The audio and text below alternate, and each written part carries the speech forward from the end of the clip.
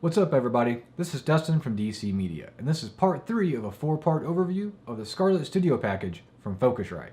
And in this video, we're checking out the microphone.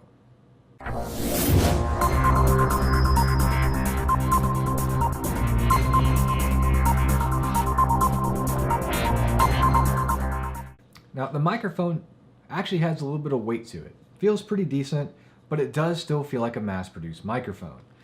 And I've dropped mine a few times and actually had to take it apart just to make sure it was okay. And just to give you guys an idea of what's on the inside of one of these Phantom 40-volt microphones. Well, there you have it. That's kind of what we're looking at, if I can get it to focus. So, just so everybody knows, build quality looks pretty decent. I didn't really see much wrong with it. I didn't really care. Probably won't be able to pick it up on top here, but on the power side of things, there's a little bit of a glob of solder going into the contact. There was some far better ways to do that. They didn't choose that. It's not Focusrite's problem. That's whoever's the manufacturer behind the product overseas. But it works, and there's no problems. Now, this is just the body, the tube, metal tube, and a simple screw-on cap at the bottom, which is also works for your microphone mounting position. But it actually works pretty decent. We're going to check it out here in just a second. It is a condenser microphone, and it has a pretty narrow cone. You have to talk from the front. You can't really get too much from the sides. It's going to cut in and out. Same thing on the back. But how does it sound? Well, let's check it out. All right. Right now you're hearing me on my Rode Pro microphone on my camera. Now you're hearing me on the Scarlett Studio CM25. And I'm actually using Audacity to capture my voice, not because their software isn't great or good, but because I'm actually used to it and it's a little bit easier for me to use.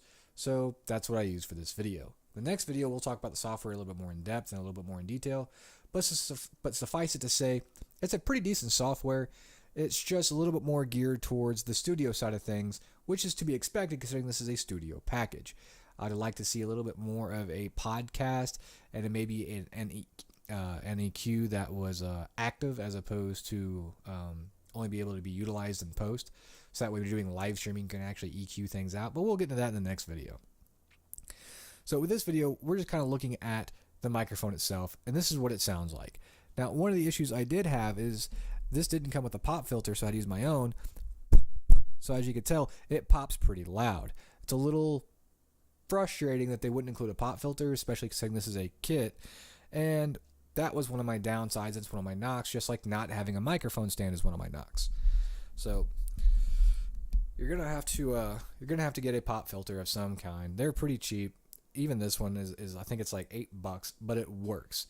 So with that being said, I think this is a pretty good microphone, and I think it works pretty good with the kit. Like I said, you're only spending $200 to $250 for this kit, depending on whether you're getting the Solo or the 2i2. Most of you guys are being interested in the Solo, which is $200, or if you're buying the first iteration, I think you could even get them down around $160 or $180. We'll have it in the description in the bottom, so there'll be some links so you guys can check them out. And that's kind of about what I'm thinking with the microphone. It's pretty much it. So let's get back up to the Rode Pro here. And I actually like this setup. It's not bad. The microphone's pretty decent for an entry-level setup, but everybody has to remember you're only spending $200, $250. Don't expect a lot from the kit.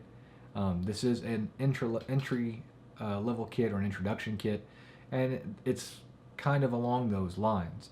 So if you're doing studio work, just like in their videos, their own commercials don't show anyone using this microphone, and it doesn't show anyone using their headset either. So they just still use the interface, they still use the software, but they're using different microphones and different headsets. So take that for what you will. And I guess that gives it, I give the microphone, say, a B-. Could be better, could be worse, but a B- that's actually still within the realm of purchasing it by itself if it was available. So I hope you guys liked the video. If you liked it, give me a thumbs up. Maybe consider subscribing. We're going to have a lot more content coming very, very soon. And if you didn't like it, leave me a note in the comment section below. Let me know what you didn't like. Let me know what I can improve on. If you have ideas or recommendations moving forward for Q&As or reviews or unboxings, again, comment section below is for that. And I look forward to reading everybody's comments, and I will see you guys in the next video. Now, I did forget to add, I did talk to Focusrite again about the microphone just like I did on the headset. There's no specifications to be given, and even though this is the newer iteration, the next iteration has no differences except for changing the housing to black as opposed to red. Now, there is a website that has specifications on the microphone. Unfortunately, their website was down due to some server issues and I was unable to get the information. As soon as this back up, I will put the information in the description, but as of right now, I don't have anything. So, sorry guys. I tried.